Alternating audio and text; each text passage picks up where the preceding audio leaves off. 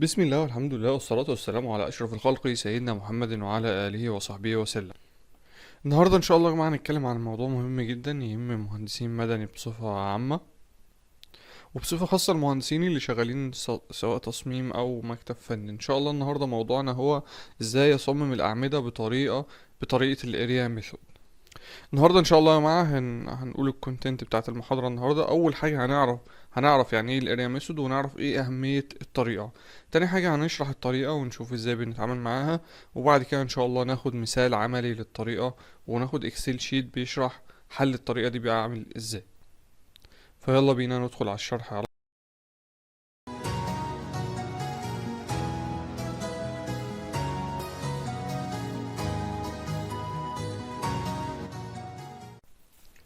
بسم الله. في البدايه بقى يا جماعه، يعني قبل ما نعرف وندخل طريقه الاريا ميثود لازم بس نقول مقدمه مهمه، يعني ان انا الطريقه المثلى بالنسبه لي ان انا اجيب رياكشنات الاعمده او ردود افعال الاعمده اللي عندي هي طريقه البرامج الانشائيه. هو ان انا بحط الموديل اللي عندي، المبنى اللي عندي على البرنامج بالاحمال بتاعته، وهو بيطلع لي رياكشنات الاعمده. ودي الطريقه المظبوطه اللي انا بصمم بيها. لو انا بشتغل مثلا في التصميم وعايز اطلع رياكشنات مظبوطه للاعمده، بشتغل بالطريقه دي. ولكن احنا بنقول ان في طريقة ممكن نسميها اولية بدائية لتصميم الاعمدة اسمها الاريا ميثود. لها فوائد، ممكن فوائد محدودة ولكن بتبقى مهمة بالنسبة لي. الطريقة دي يا جماعة احنا بنسميها طريقة المساحة المكافئة، وفيها ان احنا بنشوف المساحة اللي شايلها العمود وبنحسب الاحمال اللي عليها وبنجيب منها رياكشنات الاعمدة. دي طريقة بسيطة جدا ولكن بتديك فوائد مهمة تشتغل عليها بعد كده. بنقول يا جماعة من التعريف اللي عندنا، وده كتاب للدكتور مجدي طايل، كتاب مهم جدا في التصميم، أنصح كل الناس إن هي تشوفه وتطلع على الحاجات اللي عليه. بيقول بتعريف مبسط: في هذه الطريقة يتم حساب المساحة من السقف التي منها يقاوم العمود حملها، وتتحدد هذه المساحة. هنعرف بعد كده الكلام ده بالتفصيل، ولكن أهم حاجة بيقول ولكن هذه الطريقة تقريبية. ده اللي يهمنا جدا يا جماعة، إن الطريقة دي مش طريقة اكزاكت 100%، ولكن هي طريقة تقريبية. ولا تصلح طبعا للأعمدة الطرفية والتي تليها من الخارج من الداخل بسبب وجود عزوم انحناء للمناطق الكابولية، وهكذا يعني الكلام. ليه بقى؟ يعني مع انها تقريبيه وكل حاجه خلاص، انا ايه لازمتها ان انا اعرفها؟ لا، هتبقى مفيده في عمل تقدير اولي لحمل العمود، ومن ثم حساب قيمه تقريبيه لابعاد العمود. ليه بقى؟ يعني ليه انا محتاج مثلا ان انا يبقى عندي تقدير اولي لحمل العمود ده؟ بنقول ان انا اهميه معرفه الاريا ميثود اللي هي طريقه تقريبيه مش طريقة نهائية لحساب أحمال العمود. هي أول حاجة، لو أنا مثلا بشتغل تصميم وجالي المعماري، أنا بحط وضع قطاعات تقريبية للأعمدة على المعماري. المعماري دلوقتي جايب لي الرسمة، بيقول لي لو سمحت يا باشمهندس أنا محتاج إن أنت تحط لي الأعمدة بس بصورة سريعة عشان أقدمها للبلدية مثلا ولا حاجة، وبعد كده أبقى أصمم براحتك. يعني إيه؟ بس حط لي قطاعات تقريبية للأعمدة بحيث إن هو التغيير يبقى تغيير بسيط بعد كده. فانا بشكل سريع ممكن استخدم الطريقه دي بشكل بسيط جدا، يعني ما تاخدش مني مثلا ساعتين ثلاثه، او مخلص الاعمده دي وخد يا عم القطاعات بتاعتك وقدم اللي انت عايزه، وبعد كده بقى لما يجي لي المبنى بصممه انا براحتي خالص يعني. تاني حاجة بتديك حساسية برضو، اللي هو حاجة اسمها ميك سنس كده. لو انت حتى شغال في الموقع، لو انت شغال في اي حاجة، لو انت محتاج تقدر العمود ده شايل حمل قد ايه، العمود ده والله المصمم شكله مزود قوي فيه القطاع بتاعه زيادة قوي، طب ازاي انا احدد الكلام ده؟ مش هقعد بقى انا اجيب اللابتوب واجيب البرامج، وبالذات لو انا شغال في موقع ممكن اكون انا نسيت البرامج، وعشان الموضوع ياخد مني وقت واكسل. لا، هيبقى انا محتاج طريقة بس تقريبية كده تبسط لي الدنيا، واقوم انا ايه مشيك بشكل سريع يعني. فدي بتخلي عندي حساسية تجاه النتائج والأرقام والقطاعات اللي موجودة عندي في الموقع. تمام كده يا جماعة. يبقى ايه؟ يبقى اللي نستفاده من الموضوع ده، أول حاجة إن هي طريقة تقريبية مش طريقة نهائية. الطريقة الشغل العادي بتاعي اللي هو تصميم بالبرامج وأجيب رياكشنات الأعمدة عن طريق البرنامج. تاني حاجة ان هي مفيده جدا بالنسبه لي، يعني اللي انا اعمل تقدير اولي لحمل العمود. لو انا عايز اعمل مثلا قطاعات تقريبيه للاعمده قبل على المعماري، او لو انا عايز يبقى انا عارف الطريقه دي لنفسي بعد كده، بحيث ان انا اعرف حمل العمود ده بشكل بسيط. طبعا مش كل وقت، يعني مش كل المشاريع انا هشتغل فيها هعمل فيها اجيب حمل العمود بالاريا ميثود، ولكن معرفتي للطريقه دي ان شاء الله حتى لو انا دخلت البرنامج ولا حاجه هشوف برضو لو لقيت شذوذ في النتائج بالنسبه لي. لو العمود ده مثلا مش شايل مساحه كبيره ولقيت عليه رياكشن عالي، يبقى انا عارف ان دي مشكله. فدي هتساعدني برضو ان انا اكتشف لو انا عامل غلطه في البرنامج ولا حاجه. ده ببساطة يا جماعة هو تعريف وذكر لبعض الأهمية بتاعت الطريقة الاريا ميثود. تعالى بقى نخش على الطريقة ونشوف ازاي بنحل الموضوع ده.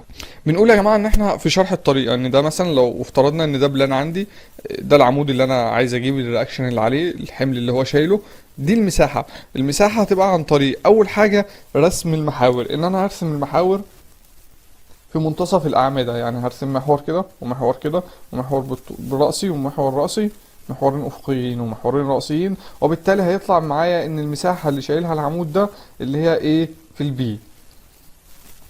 تاني حاجة أحسب بقى المساحة دي قد إيه. تالت حاجة إن أنا أشوف الأحمال الواقعة على العمود، سواء احمال البلاطه اللي هي وزنها او وزن التشطيبات او الحمل الحي. اشوف لو في كاميرات انا محتاج اشوف برضو احمال الكاميرات بتاعتي، احمال الحوائط اللي على الكاميرات، الوزن الذاتي للعمود. يبقى في الطريقه يا جماعه ببساطه اول حاجه بعملها ان انا برسم المحاور، تاني حاجه ان انا بحسب المساحه اللي هيشيلها العمود، تالت حاجه ان انا بحسب الاحمال الواقعه عليه، وبالتالي اشوف العمود ده شايل قد ايه. طبعا اكيد البلانات اللي هتجيلي مش هتجيلي بشكل كده، يعني بشكل بسيط وسهل كده. يعني كده هلاقي عمود هنا، عمود هنا، عمود هنا، عمود هنا، عمود هنا، عمود هنا. فهي انا بعمل برضو على قد ما اقدر، ممكن اعمل مثلا محاور مايله من هنا ومحاور مايله من هنا، بحيث ان انا اجيب اقرب مساحه او اقرب شكل للمساحه اللي بيشيلها العمود. هندخل بقى دلوقتي يا جماعه على شكل الاوتوكاد، نجيب رسمه من على الاوتوكاد نشوف ازاي هنتعامل معاها. ده هنا يا جماعه ملف الاوتوكاد اللي انا ان شاء الله اللي انا عامله للتوضيح، يعني لتوضيح الطريقه. اول حاجه اللي انا بعملها اللي انا برسم المحاور، باجي عند منتصف كل عمود ما بين كل عمودين مثلا، وبرسم محور بالنسبه لي عشان اشوف المساحه اللي شايلها الاعمده. هنلاقي مثلا هنا في عند العمود ده الركني الكورنر، هتلاقي ان المساحه دي هو اللي شايلها، وهكذا عند كل الاعمده. هلاقي اللي انا برسم عند منتصف، يعني منتصف المسافه بين كل اعمده برسم المحاور بتاعتي. هوصل في شكل في الاخر ان هو الشكل ده.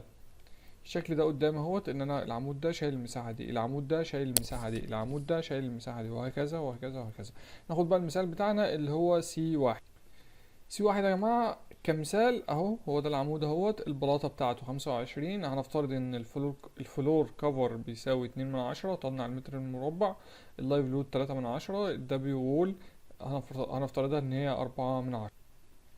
بناخد بقى يا جماعه كل الافتراضات دي وندخل على شيت اكسل. خلاص هو احنا فهمنا الكونسيبت بتاعنا، ان احنا بنشوف المساحه، بنضرب في الاحمال اللي عندي، بنضرب الاحمال اللي عندي في المساحه اللي شايلها العمود بطريقه الاريا ميثود، بنطلع منها حمل العمود. ندخل بقى على شيت اكسل عشان نحل بالطريقه دي، وان شاء الله هنرفعها على النت. ندخل ده يا جماعه شيت الاكسل اللي احنا هنجيب منه احمال الاعمده، ايجاد احمال الاعمده بطريقه الاريا ميثود لمبنى فلات سلاب. يعني ده خاص اكتر بالفلات سلاب. اول حاجه في اول عمود بالنسبه لنا اللي هو المساحه هتلاقي 62.8. الفلور كفر ممكن يبقى مختلف، اللايف لود يعني هو الشيت، يعني مش لازم تحفظ الشيت. يعني الشيت هو مثال، الحاجات اللي باللون الازرق دي هي اللي انت بتغيرها.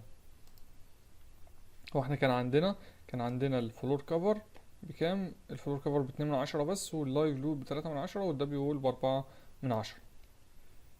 عفوا، نعمل بس الشيت على قد الشاشة. ماشي. يبقى الفلور كفر 2/10، واللايف لود زي ما هو عندنا 3/10، والدبليو وول بالنسبة لنا هي 4/10. ارتفاع الدور 3.5، عدد الأدوار 1. هنلاقي دي أول حاجة المساحة، دي أول حاجة الأون ويت بتاع السلاب، ضرب ده في ده، وزن السلابة بتاعتي في السمك السلابة. بعد كده الفلور كفر كاتبها، جايب القيمة بتاعتها، دي كلها طبعا عبارة عن معادلات موجودة في اهيت. اللايف لود برضو عبارة عن معادلة. دبليو التيميت فروم سلاب، يعني خلاص دي مجموع الاحمال من السلابة. تاني حاجة مجموع الاحمال من البيم، مفيش بيم بالنسبة لي. بعد كده من الحيطة بالنسبة لي اهوت، فخلاص جبت الحيطة. بعد كده بجيب الوزن الذاتي للعمود. اذا يا جماعة هيطلع بالنسبة لي دبليو التيميت طبعا اللي انا ضارب الاحمال الحية، ضاربها في 1.6، والاحمال الميتة ضاربها في 1.4. يبقى اذا بالنسبة لي الدبليو التيميت بيساوي 106. ده الوزن الحمل اللي بيشيل العمود لكل دور، والحمل اللي بيشيل العمود لكل مجموع الادوار بنضربها طبعا في عدد الادوار. ده شيت اكسل ان شاء الله يا جماعه يبسط لنا الدنيا ويسهل لنا الموضوع. بيحل بطريقة الاريا ميثود. في شيت يعني في الشيت التاني هنلاقي ان هو دي طريقة السوليد سلاب. طبعا بتفرق هنا ان لو البيم موجودة. ان شاء الله الكلام ده هيترفع على النت يا جماعة، ودي امثلة ان شاء الله الناس تبدأ تشتغل على الشيت، وان شاء الله ما يكونش فيه غلط ولا حاجة يعني، ولكن تبدأ تشوف برضو وتراجع الشيت عامل ازاي. دي يا جماعة فكرة مبسطة عن طريقة أنا شايفها الصراحة طريقة مهمة جدا، لازم أي مهندس مدني عموما لازم يكون عارفها للأهداف وللأهمية اللي احنا قلناها قبل كده. شكرا، وصلى الله على سيدنا محمد وعلى آله وصحبه وسلم، وإن شاء الله نلتقي في فيديوهات تانية نكمل فيها حاجات كتير إن شاء الله. شكرا، هذا والحمد لله، وصلى الله على سيدنا محمد وعلى آله وصحبه وسلم، والسلام عليكم ورحمة الله وبركاته.